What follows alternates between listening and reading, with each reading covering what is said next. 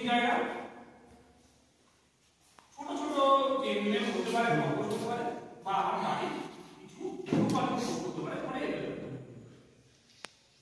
যে একটা কমিউনিটি আছে কোনো লেভেল লাইন আছে তার আশেপাশে দুটো ছাগল যাচ্ছে দুটো মুরগি যাচ্ছে হাঁস যাচ্ছে শুয়োর যাচ্ছে সেটা অ্যাভেলেবল খাবার পাচ্ছে ধরে খাচ্ছে আর ওই